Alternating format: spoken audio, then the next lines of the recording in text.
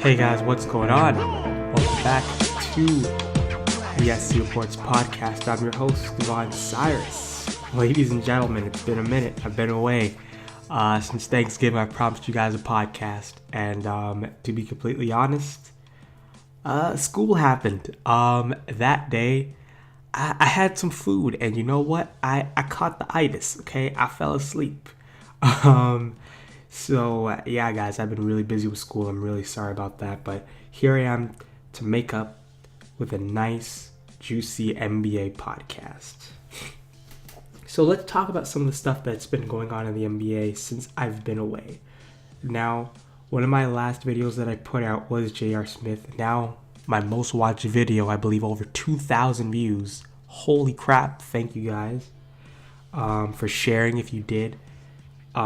J.R. Smith now has a deal. He has a deal with Cleveland for a 4-year, $57 million deal. Cleveland, fantastic job. Just cut Tony Douglas now, okay?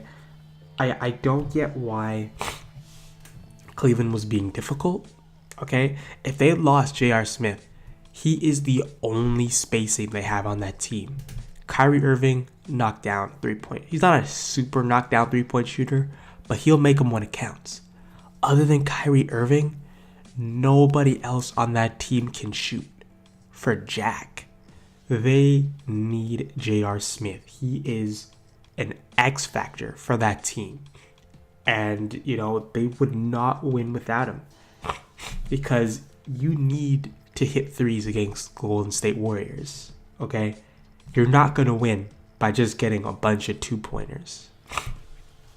So that's the first story. I just wanted to braze over that quickly because, again, it has happened a few days ago. And let's talk about something that did happen recently. Let's talk about Adam Silver. Now, he's saying, you know how you guys, I did a video on this, Charlotte, how they lost the All-Star game. If you didn't see that video or hear about it, I'll try and put a video. Boom. Hopefully the eyes showed up. And I remember to link that video. Basically, to, you know, shorten it down, Charlotte lost the All-Star game this year because of the law that North Carolina put in place against the transgender community with public washrooms. So the NBA said, you know what, we're not about that. We're pulling the All-Star game. Steph Curry was angry because that's his hometown. Charlotte lost a whole bunch of money from this. But at the end of the day, I felt like it was the right thing to do. But now, Adam Silver says, hey, if you change the law, we'll come back in 2019. So Charlotte has a chance for an All-Star game. They just have to wait 3 more years. Well, when the All-Star game takes place next February, it will be 2 years. So, you know, if the law is fixed, Charlotte, you will get your chance. And I will leave this up to you guys as well. I'll leave the question to you right now. Do you think it should matter? Should politics and sports be separate?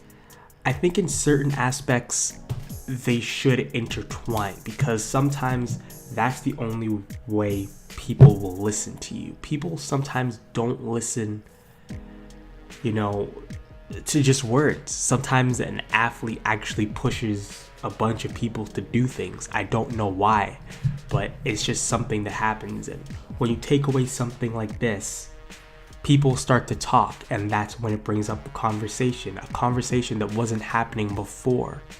So it's a good argument to say that them doing this might push North Carolina to think more about this bill and if they really want to keep this bill going.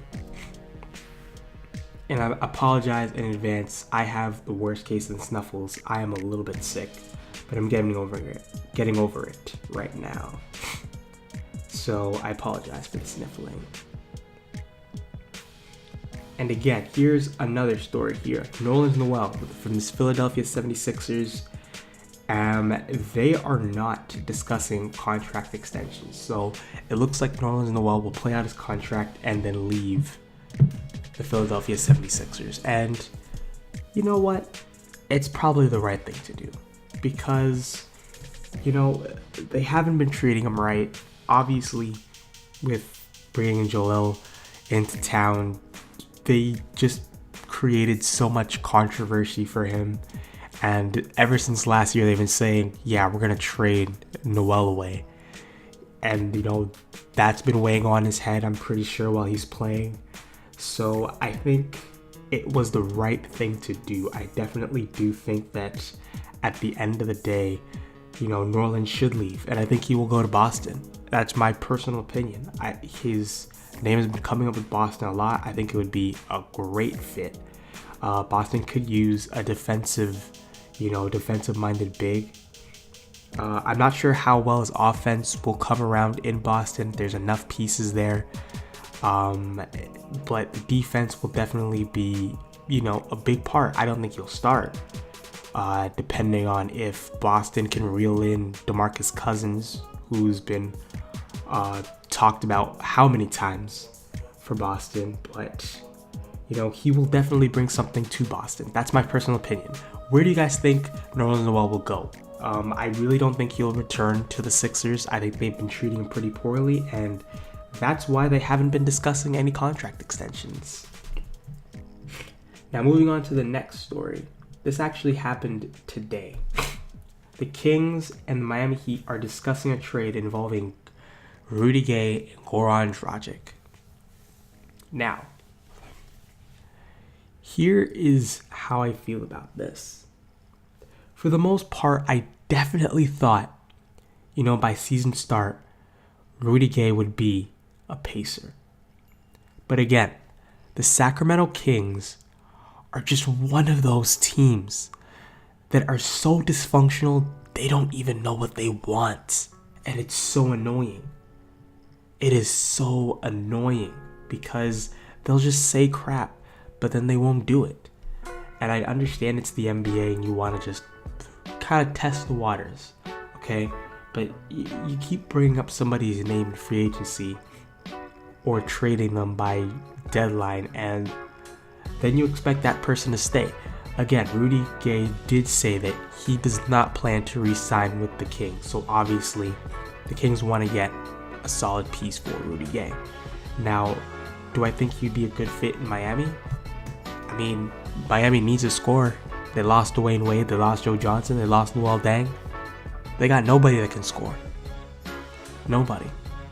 Josh Richardson was a pretty good surprise. I think he's going to have a fantastic season. I hope I said that his name right there, Josh Richardson, I believe. He had a pretty stellar end of the season there and also performed well against the Raptors in the finals.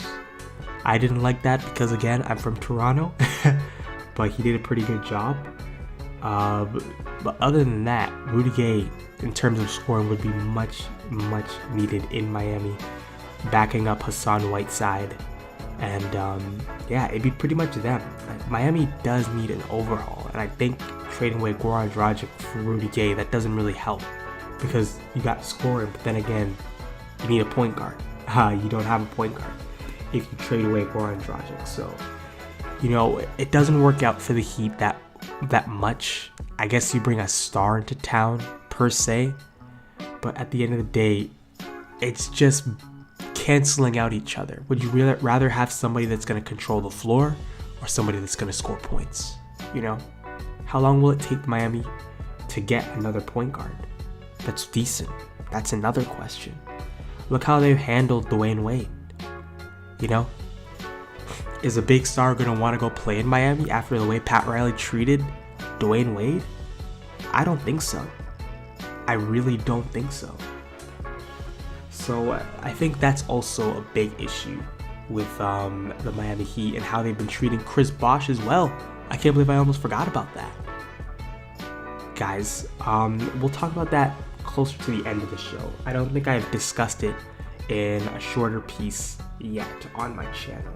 and forgive me if I have. But we're going to move on to the next story. Actually, no. I forgot to talk about the Sacramento Kings side. So let's just say they do this trade. Goran Dragic would be in Sacramento with Nick Collison and Ty Lawson. What is this, the new Phoenix Suns? What the hell you need 3 point guards for? Obviously, they're probably not going to hold on to Ty Lawson. Nick Collison has been doing a great job, but obviously he got arrested, and now he's suspended for a few games. Ty Lawson, we're going to talk about him in a few. Missing his flight, missing a practice. Not a good look, so maybe Goran Dragic is somebody that they're going to look into and keep Nick Collison on the bench and drop Ty Lawson. But overall, again, it's just so messy on both sides. I just don't think that'll get done. I definitely think the best situation for Rudy Gay right now would be to get traded to the Indiana Pacers. I believe that's the only team he can help elevate at this point in time. Just my opinion. Either there or the Houston Rockets possibly. But I definitely think the Pacers is just the right fit for Rudy Gay. Now, let's talk about the Kings' Ty Lawson while I'm here. We have 2 more stories after this. So, Ty Lawson, as I said, he missed his flight and he missed a bit of practice. But the Kings have come out earlier today and said that he's safe for now, despite missing his flight. And TMZ, probably the biggest snitches in the world, but again, they're doing their job. They got footage of Ty Lawson in a Vegas club partying. Now, was this the same day that he was supposed to catch a flight? We don't know. Or I should say the day before. So maybe Ty had a hangover. Maybe he was just tired. He didn't get to the flight. And again, he has to be an adult about this. He's been in the NBA for how long? He's not a rookie. These are rookie mistakes. You got to grow up. At the end of the day, you're a professional. You've been successful in this league. Yes, you're on a downward spiral right now, but you still got to act like a professional. And that is just not a good look for Ty Lawson. Again, he has had multiple opportunities to prove himself and to get himself back to where he used to be, like what feels like forever ago, maybe 3 or 4 years ago in Denver. He had that breakout season. People were picking him a little bit higher in fantasy. And he just drops off like crazy with all of these, drunk allegations, coming to practice with alcohol. Like, come on. It's just a little bit insane from a guy that really had potential. I'm really disappointed in Ty Lawson. And guys, we're going to come to the end here. We're going to talk about MCW, and then we're talk about Lamarcus Aldridge. So first up, let's talk about MCW and him going to the Chicago Bulls, being traded for Tony Snell. For the Bucks, great move. Tony Snell is a very decent player. We haven't seen much of what he could do. We haven't seen much of his potential. Obviously, guys like Jimmy Butler, who is basically the team last year, holding it down for these guys. He was really this star. I really don't know what to expect from Tony Snell. I think he's a decent player. I think he plays decent amount of defense. And, he's solid on the offensive end. Not anything phenomenal, but he'll get the job done. I think that can be masked in Milwaukee with obviously the Greek Freak, Jabari Parker. They have so many weapons. Thon Maker, somebody who's been doing a pretty decent job in the preseason so far. I'm really excited to see what he can do. on the big stage. Legitimately, I think this was a great move for Milwaukee. They win this trade, no doubt. The Bulls, on the other hand, what the hell are you doing? Seriously, what the hell are you doing? You're bringing in MCW? Michael Carter-Williams. Michael Carter-Williams. The guy that can't shoot for crap. You're going to put him alongside Rajon Rondo, another guy that can't shoot for crap? Oh wait, also Dwayne Wade, another guy that can't shoot for crap. But oh wait, Jimmy Butler. Meh, not the best. Not consistently enough. Dwayne Wade, nice mid-range game. Probably one of the better ones in the league. But he can't shoot threes. The spacing on Chicago right now is probably the worst spacing I've ever seen in my lifetime. I don't know what direction they're going. Where is MCW going to play? Is he going to come off the bench? He has to. But even so, as a bench player, I think he'll probably be best served as a bench player. You know what? I'm not even going to rag on it that much. Because all those guys won't be on the floor at the same time. Because they know the teams will basically go to the free throw line and just stand there. Because they know if they put Michael Carter-Williams, Rajon Rondo, Dwayne Wade, and Jimmy Butler on the floor at the same time, they have no worries about that three-point line. They can set up a lunch on the free throw line, just waiting for them to come because they know they're not going to shoot. So, you know what? I think MCW will come off the bench. I think, of course he's a horrible shooter, but he is a solid player. Field goal percentage wise, not the greatest, but I think him playing alongside a guy that's experienced like Dwayne Wade, it might clean up some of his very bad habits. I think that he will improve being teammates with Dwayne Wade. I think he'll be pushed by a guy like Rajon Rondo and will be challenged by Jimmy Butler every day at practice. I think that's the right position and the right place for him to be. And probably coming off the bench with guys like Doug McDermott. It seems like a pretty good move. But at the same time, I really do think the Bucks really did steal Tony Snell away. Of course, with the injury of Chris Middleton. Come back soon, buddy. The Bucks won this trade by far. One of the better trades so far in this early season. And we're going to talk about the last one here, guys. Lamarcus Aldridge. And this one's kind of crazy. So people are saying, and the reports are, that Lamarcus Aldridge may not finish the season with the Spurs. Have the Spurs really given up on the first year and a half on Lamarcus Aldridge? Think about it. Lamarcus Aldridge before this was the centerpiece of Portland. And they run a much different scheme. It was Lamarcus Aldridge or Damian Lillard. Boom. Okay, that was their system.